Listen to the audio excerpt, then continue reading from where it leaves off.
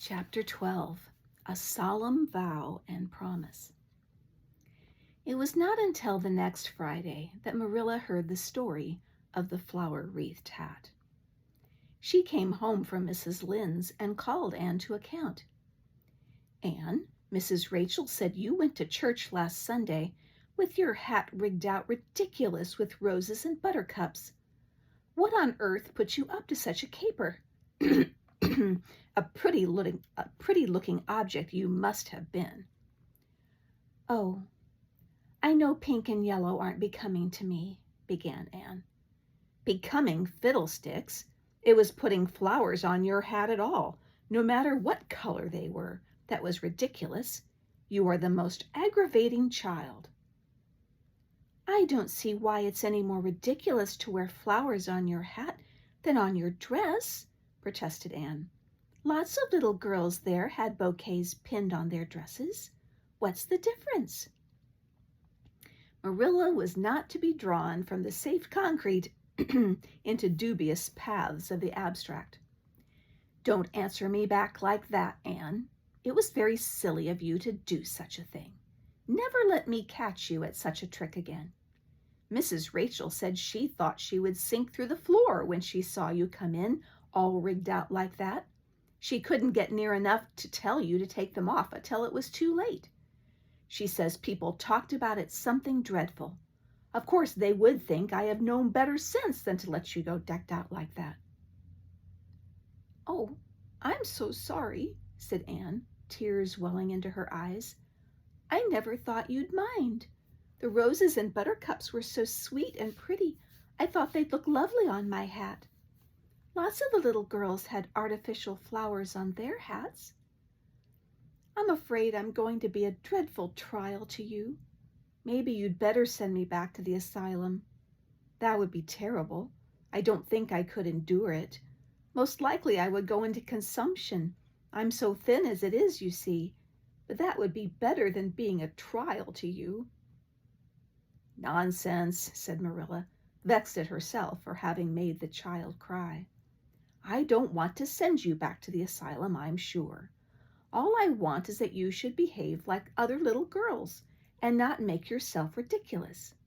Don't cry any more. I've got some news for you. Diana Barry came home this afternoon. I'm going up to see if I can borrow a skirt pattern from Mrs. Barry, and if you like, you can come with me and get acquainted with Diana." Anne rose to her feet with clasped hands, the tears still glistening on her cheeks. The dish towel she had been hemming slipped unheeded to the floor. "Oh, Marilla, I'm frightened. Now that it has come, I'm actually frightened. What if she shouldn't like me? It would be the most tragical disappointment of my life."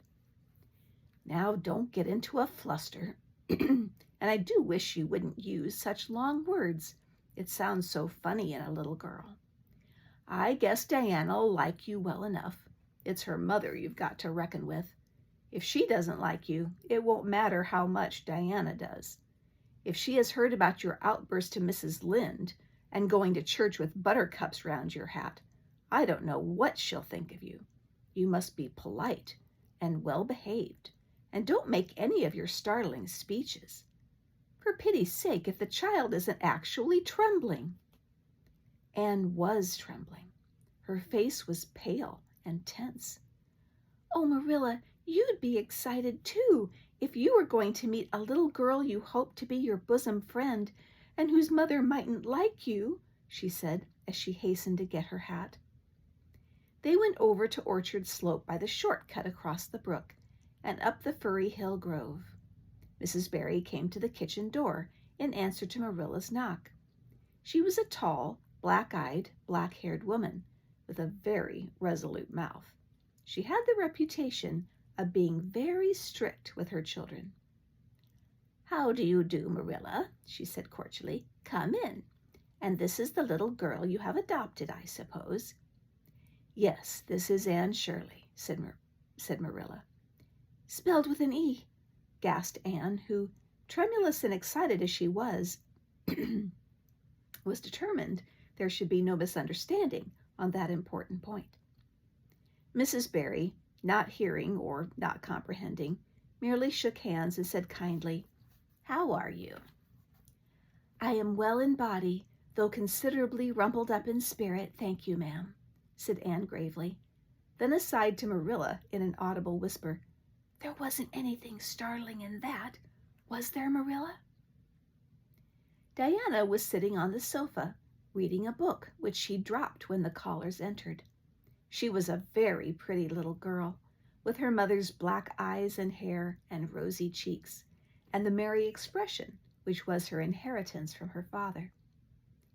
"This is my little girl, Diana," said Mrs. Barry. "Diana, you might take Anne out into the garden and show you your flowers. It would be better for you than straining your eyes over that book. She reads entirely too much." This to Marilla as the little girls went out. "And I can't prevent her, for her father aids and abets her. She's always poring over a book. I'm glad she has this prospect of a playmate. Perhaps it will take her more out of doors." Outside in the garden, which was full of mellow sunset light, streaming through the dark old firs to the west of it, stood Anne and Diana, gazing bashfully at each other over a clump of gorgeous tiger lilies. The Barry garden was a bowery wilderness of flowers, which would have delighted Anne's heart at any time less fraught with destiny. It was encircled by huge old willows and tall firs, underneath which flourished flowers that loved the shade. Prim, right-angled paths, neatly bordered with clamshells, intersected it like moist red ribbons, and in the beds between old-fashioned flowers ran riot. There were rosy bleeding hearts, and great splendid crimson peonies, white fragrant narcissi, and thorny sweet Scotch roses, pink and blue and white columbines, and lilac-tinted bouncing bets, clumps of southernwood and ribbon grass and mint, purple Adam and Eve, daffodils, and masses of sweet clover, white with its delicate, fragrant, feathery sprays, scarlet lightning that shot its fiery lances over prim white musk flowers. A garden it was where sunshine lingered, and bees hummed, and winds, beguiled into loitering, purred and rustled. "Oh, Diana," said Anne at last, clasping her hands and speaking only almost in a whisper, "oh, do you think you can like me a little, enough to be my bosom friend?" Diana laughed. Diana always laughed before she spoke. "Why, I guess so," she said frankly. "I'm awfully glad you've come to live at Green Gables. It will be jolly to have somebody to play with. There isn't any other girl who lives near enough to play with, and I've no sisters big enough." "Will you swear to be my friend forever and ever?" demanded Anne eagerly. Diana looked shocked. "Why, it's dreadfully wicked to swear," she said rebukingly. "Oh, no, not my kind of swearing. There are two kinds, you know."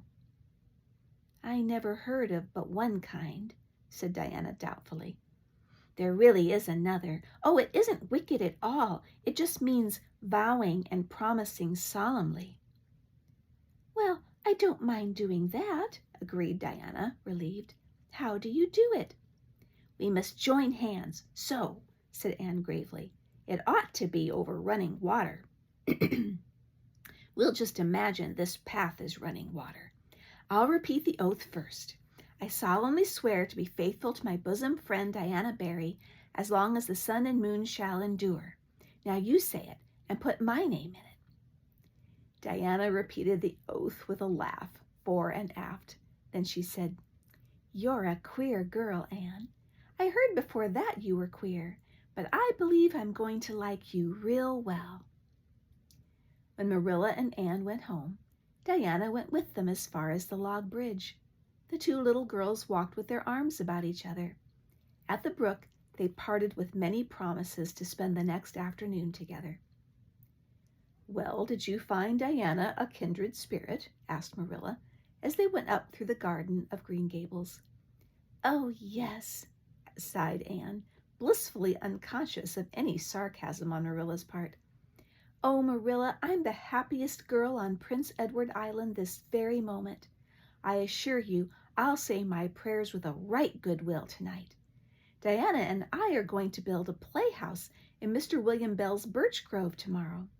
Can I have those broken pieces of china that are out in the woodshed?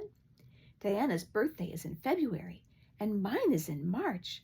Don't you think that is a very strange coincidence? Diana is going to lend me a book to read.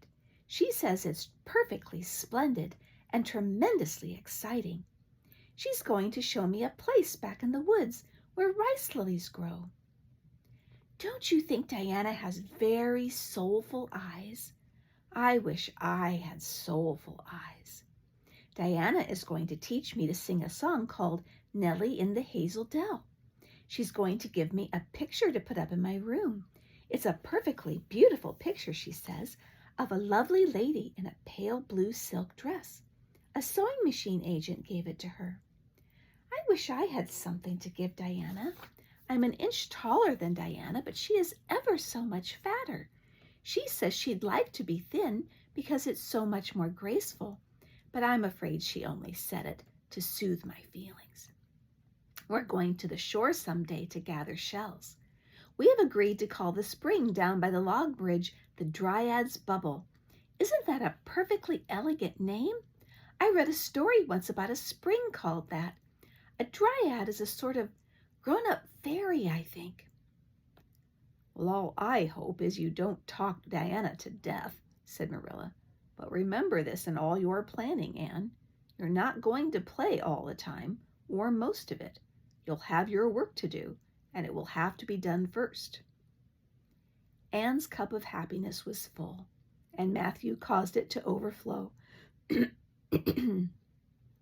He had just got home from a trip to the store at Carmody, and he sheepishly produced a small parcel from his pocket and handed it to Anne with a deprecatory look at Marilla.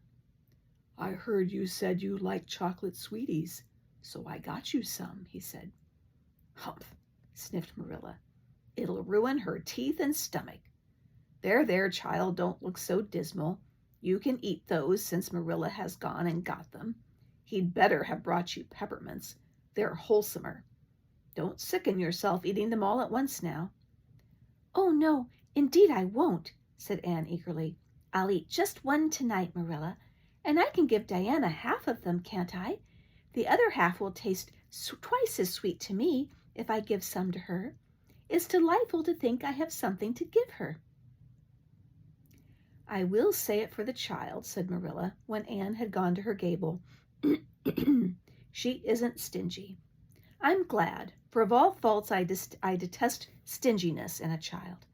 Dear me, it's only 3 weeks since she came, and it seems as if she'd been here always.